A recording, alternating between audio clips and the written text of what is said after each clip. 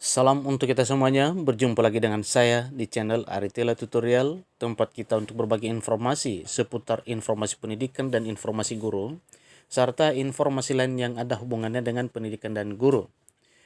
Bapak Ibu, pada pertemuan kali ini saya ingin berbagi satu informasi penting, di mana informasi ini adalah informasi yang harus diketahui oleh Bapak Ibu honorer yang telah menginput datanya melalui pendataan honorer non-ASN pada aplikasi BKN.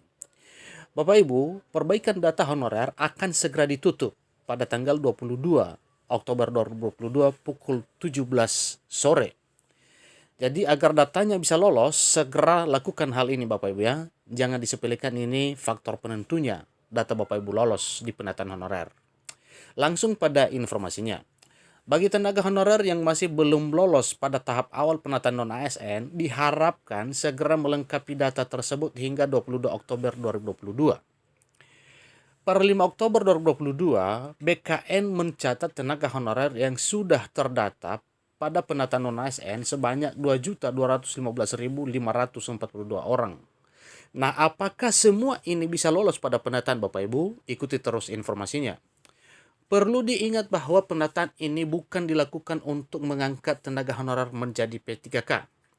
Penataan ini dilakukan sebagai langkah memetakan dan mengetahui jumlah tenaga non-ASN yang berada di lingkungan instansi pemerintah, baik instansi pemerintah pusat maupun instansi pemerintah daerah.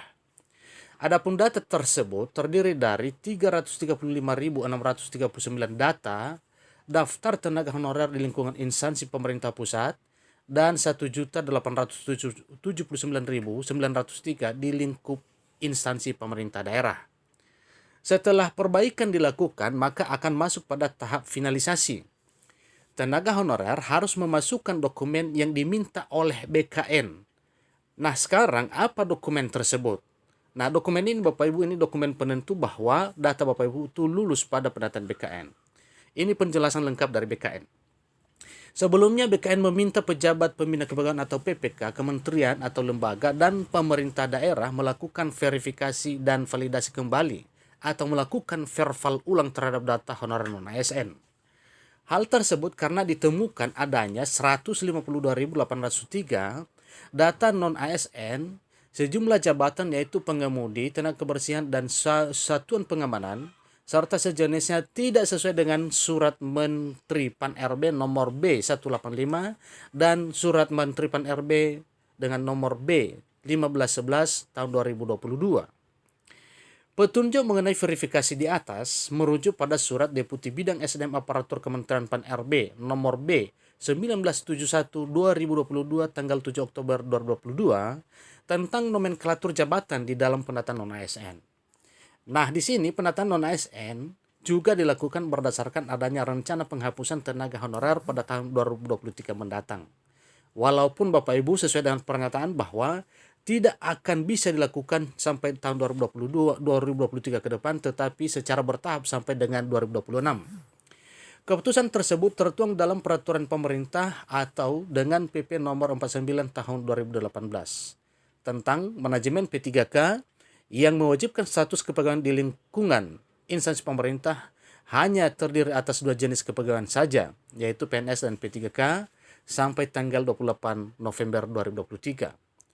Setelah tahap prafinalisasi, pada tahap finalisasi BKN meminta data final, hasil verifikasi dan validasi wajib menyertakan data di bawah ini. Nah, apa saja itu Bapak Ibu? Ya, data yang dimaksud adalah surat pernyataan tanggung jawab mutlak atau SPTJM yang ditandatangani PPK instansi.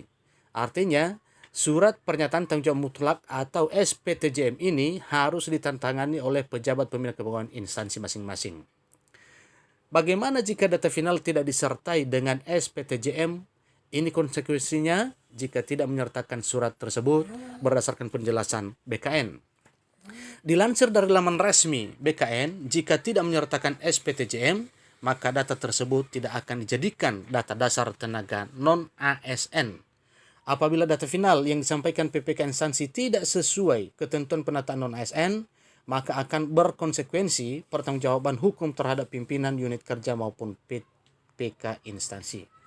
Itulah informasi yang Bapak Ibu tentang ya data final atau finalisasi data, dan sebelum finalisasi data ini, bagi Bapak Ibu yang belum lolos pada tahap pendataan awal, silakan segera lakukan sesuai dengan petunjuk pada informasi ini. Demikian informasi Bapak Ibu. Ingat satu hal bahwa SPTJM adalah penentu data Bapak Ibu lolos pada penataan aplikasi BKN. Demikian informasinya, semoga bermanfaat. Sampai ketemu pada video berikutnya. Terima kasih.